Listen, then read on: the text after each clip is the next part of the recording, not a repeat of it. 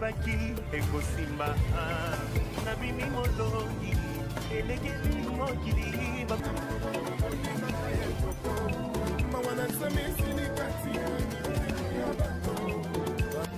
ayembiza bango batika mopa okimia mola na ngai mokosimba eloko te lobangana. Présentez par votre humble servante Blandine Sako, qui a toujours été votre esclave pour vous amener les news comme d'habitude sur Paris. Étant donné que j'habite Paris, mais quand même je peux me déplacer aussi dans le monde entier. Voilà, derrière la caméra, je remercie aussi messieurs, entre guillemets, qui n'aiment pas trop qu'on puisse parler de son nom aussi. C'est un grand personne hein, qui a toujours été là pour moi, pour m'assister dans toutes mes émissions. Voilà, sans plus tarder, nous sommes actuellement chez monsieur Serge Kabangou. Studio Serge Kabangou, que vous connaissez la plupart des artistes musiciens qui ont toujours été là pour faire leurs enregistrements, pour promouvoir leur prochain album et tout. Et là, au jour d'aujourd'hui, je suis venue juste rendre visite à grand-père Ben Sebozi Boziana, qui est parmi les anciens, des artistes qui ont pu faire du mieux qu'ils peuvent pour promouvoir, pour se faire marquer aussi dans le domaine musical. Donc, je ne vais pas m'attarder plus là-dessus. Et au jour d'aujourd'hui, les anciens musiciens, Babengi Bango, musiciens Yakala, pour le bakaba monsieur belé bazalaka reconnaissante mais quand le comme singa babimisi on hommage à grand-père Ben Sebozi Boziana. Donc dans autres na éviter idée wane chers amis internautes, bonjour, bonsoir, ça dépend de l'endroit d'où vous me suivez à ce net moment. Ça dépend à quelle heure, surtout du côté Montréal à cette heure-ci vous êtes à peu près en pleine nuit, moins 6 heures du temps. Je vous dis merci déjà de m'avoir accepté. Est-ce que bango pe bazala bengra na éviter bon monsieur le cameraman. Identité inconnue, s'il vous plaît, on peut tourner la caméra. Merci. Ça va. Nakutibino Moza en plein studio d'enregistrement. Hommage à grand-père Ben Sebozi Boziana. Pour na remarquer mingi na domaine na bino boranda kaka hommage ceux qui mutakufi.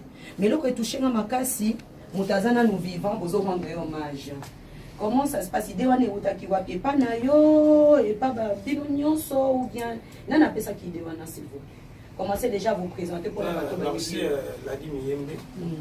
Ni bayebi ngai vie azwa ngai petit azana na mande futé déjà mima ngai ba poto abetsanga voir même ba les quattro yembisanga na papa wemba ba Genève fungi ba ivoloko donc ti lelo naza ndenge naza esala nga plaisir mais na monaki lo na kopesa vie ote na vandaki pena Nathalie nabi na moni lo na kopesa vie ote vie malamu na honorer des sons vivants. Zomona. Ah donc il n'a pas ça y et c'est ngo na bomoi na yi. Pour les autres mo na ga soki mutakufi, mo na ga azalaki vie na nga azalaki ni limité. Mais vieux il faut na honorer. Ya on a soki mécanistique tout ça la hommage. Il y a grand-père Ben Boziana na kende komona ti Congo number 1, site Congo number 1 ya Utakwanya badi londone et bango ba ego bema ba partenaire na ngi toujours mambo so donc tout ça la hommage à grand-père exact le 19 avril l'espace Mosaïque, c'est juste derrière gare il y a Noisy-les-Cinq, donc 5 minutes à pied. Donc voilà. Donc une gratitude on a pour le bagabo. Batuni so ba raisonner ndenge mo ote. Batuni susu ba yebika ko zongisa mabe na mabe. Et batuni susu ba mona ka nyoso za normal na mokili. Donc une gratitude eza na bato ba mesana na mabe.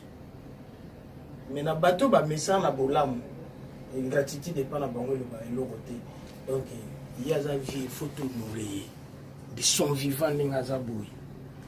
Masala mingi.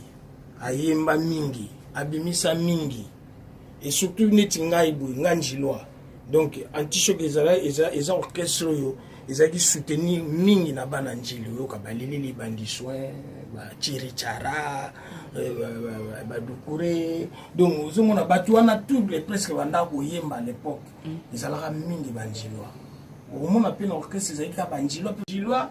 Donc na komaki tina point on a Nathalie biso toyeki bapeti na tokoti na orchestre te mais omona penaki anti-choc ebetaka chaque samedi na njili na epai ya vie na bien décasier donc lelo uta na komeli vie na bien na tindeli na bike hommage vie abina iposa na poto donc yango moni na monaki nasala yango mpona vie donc c'est ça quoi.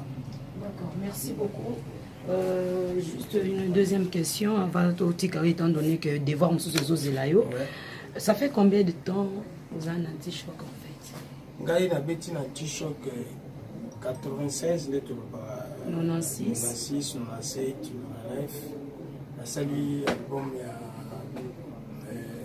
Bana Saint Gabriel position yebani na bosala na le quattro de langa auto yemana bango na sala pe animation mulume yoyo ololo lekela bakaji mwana mama yoyo grand-père unangi ololo donc bilo wana tout temps na zonga ki pena na taille na biti na zwa ba mati pona vie oyo na zwa ba mituka pona vie oyo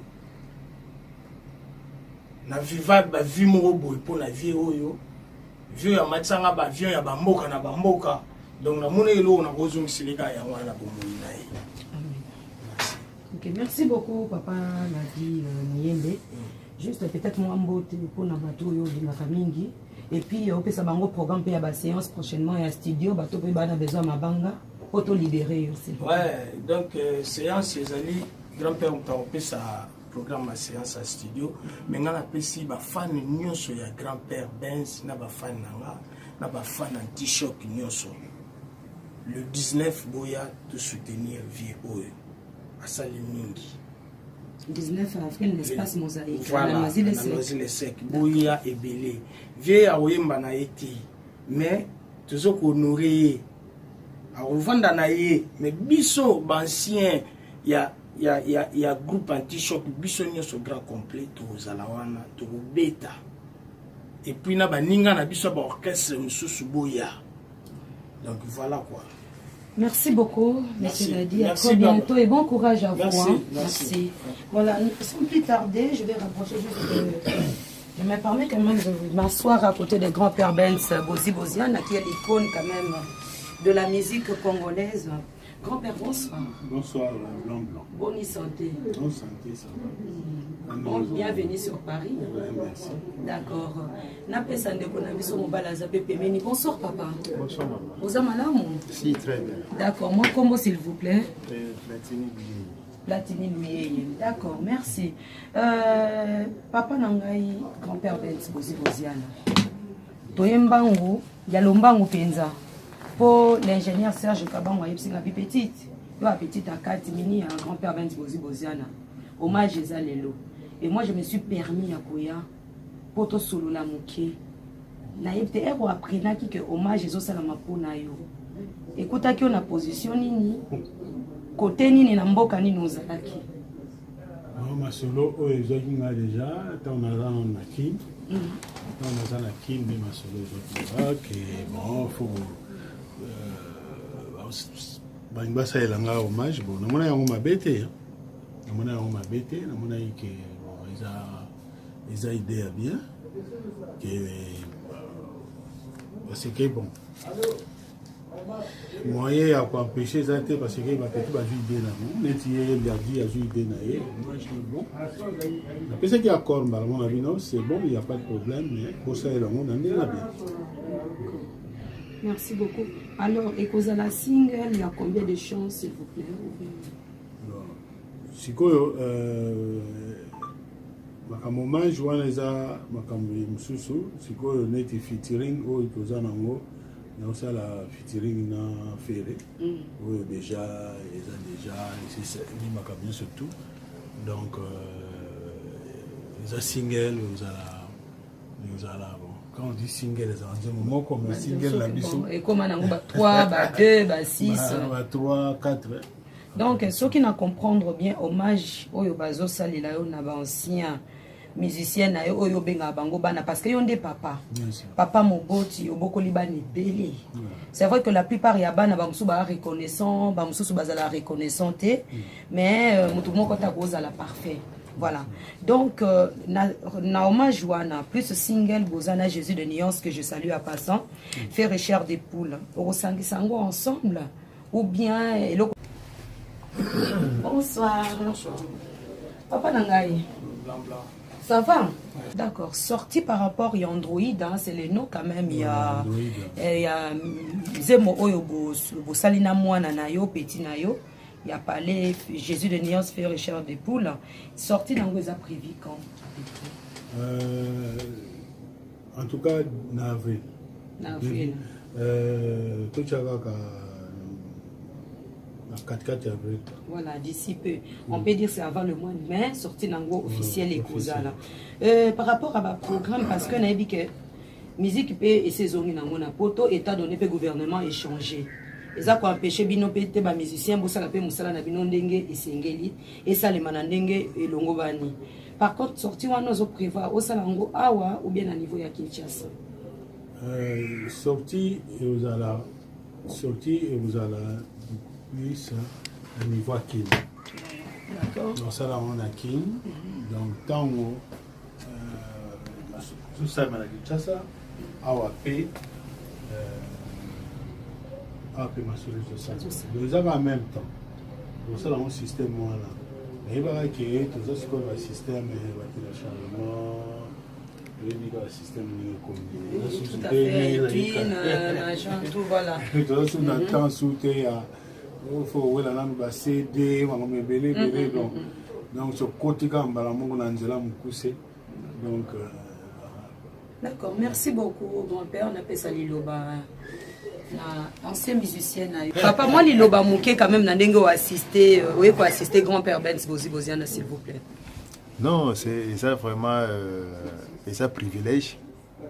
En plus, c'est ça honneur. Dans le Vandana, icône, il y a musique congolaise, en plus, aussi les logos pour honorer surtout carrière musicale. Donc, on a vraiment plus honoré. Donc, on a comme enfin, général de phare, on a GLG. Petit naïe, puis on a beaucoup événement, on a général de phare. Tout à fait. De toute façon, on va le récupérer après en image, le vieux Djene, parce qu'il vient de m'apprendre aussi comme quoi qu'il n'y a pas contribué à l'hommage. Mais peut-être qu'on est au courant, pas grand-père Benz Bozi. Non, on est au courant. On a fait là quand on a monique Djene dans la carte à Masoli. D'accord. Na moni ba pese liste mulayi ezali awa par rapport ya bana na yo ancien musicien na yo na moni contribution pe ya de au brando motomoko bien à kozala pe na kati ya azo rendre pe hommage kaka na même Nzembo Scola Miel aussi elle sera na kati ya Nzembo na kozana Betty Bis pe a kozala Miflo a kozala Sol Baka a kozala Topla Kozala, Vienanga Djonolo aussi que je salue à passant. À Kozala, Vienanga Kouloupende, à Ozala. Ah ben, nous n'en parlons même pas l'ingénieur Serge Kabangou Yemoko. À Kozala, ma soeur m'est tapé à Ozala. Janvier au Kota, Dodoli. On y a sopé, à Kozala, le 19 avril. En Allemagne, comme Aspro, Saspro, Bazébélé, Aspro.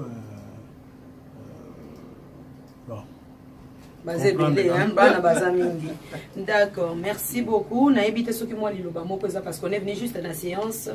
Il y a l'album Nayo, Nzembo Nayo Android, où Yemina Jésus de Nuance fait recherche de poule qui sera d'ici peu sorti dans Bango. Sorti dans le prévu na mi-avril. Ce qui moi avant il y a fait ça moi moi il y a souka. Moi stratégie à mon keto mais quand même pour goûter mon grand-père. L'histoire est facile. L'ingénieur Serge Kabango Azoya, l'ingénieur Serge Kabango, ou Afandisi Masolo, la rate en Boko. Et puis moi, Lilo Bapé à Mouké, s'il vous plaît, monsieur le caméraman. Celui qui va limiter Taliban. Voilà. Bandimate Banbanan. Ingénieur, ça va, papa? Ça va. Moi, Liloba Mouké, pour la sala Oyo, Jésus de Nuance fait recherche des poules. À sali plaisir na grand-père Benz Bozana. C'est vrai que yo côté mixage, ma camion sondé na ma boue. Nous sommes moi na RECOBIMA vraiment. Yo qui déjà vanga ingénieur. Si. Bon, nande yo qui les son. Les andés, n'est-ce que ça m'a kaba bolingo to. Donc ça m'a kambuga bolingo. Donc il va chanter des charmes, il faut baser plus dans l'amour. Donc on va aller donc grand-père à chanteur des charmes et Ferrego la place à chanteur des charmes. Donc il y a Android. Donc il y a histoire moi Android donc vraiment ils a très kitoko. Donc déjà bah chanteur mo bah il va très bien. Donc rien à dire. Donc boy baraki boza au CP là. Chanteur de charme et à voix cassée. Grand-père Bozzi Rozali, à cassure wana, à côté à Bolobo, fait le go la père musique au côté à chanteur à charme au côté à Bas Congo. Voilà. Bon c'est là donc Bas Congo contre Maïndombe donc déjà blague était la charme bon c'est donc qui tombe vraiment bien à dire. En tout cas, prochainement, tu vas voir na musala munene ozo sunga ba ndeko na biso o baza artiste musicien ya passé za la mibali. Donc ozo pena pour ba histoire na yo. Moi je me reviens batu ba iba idée na ngate télé réalité la vie de Serge Kabango. Ko bananda ku tiko ya musala na yo combien de heures tu passes derrière tous ces écrans, tout ba machine ozo mona awa. Donc prochainement vraiment je viens exprès que pour toi. J'en profite en même temps pour nous ça moi sinon boté na bande ko na ngai bana na biso nyonso plus votre famille en tout cas. Merci. Et je suis très ravie quand même. Merci. Maman Lila, oui c'est vrai sœur Lila azabo sena zambe munene merci en tout cas. Moi extrait mon pied potokata s'il vous plaît ingénieur. Olingo yo na pesa yo kambote andimaki te ekoki kozala bongo mabina ezalaki ya biso mibale oya misato kala bolingo na misapi mabe tukamona mokola mila la vie. Voilà, c'est bon, balobi to les anna nous tozo cocktail en haut hein. Na ndenge na biso anti-choc quoi. Ponga pe naza muto anti-choc. C'est comme ça. Bino batu bolobi na bino parce que nga na petite a parlé à grand-père Bozzi Boziana. Na pesi copine nanga aza mwana liboso à grand-père Bozzi Boziana Arlette que je salue à passer un gros bisou. Na pesi maman nanga yo azali voilà. Oya azali ma Fati maman nanga ya parlé ba gros bisou en tout cas nga batela biso vraiment kitoko makasi maman mutema munene nzamba batela bino. Retrouvez-nous comme d'habitude Vérité Flash avec Blandine Moussako. Dans quelques jours, hein. Merci beaucoup. Check.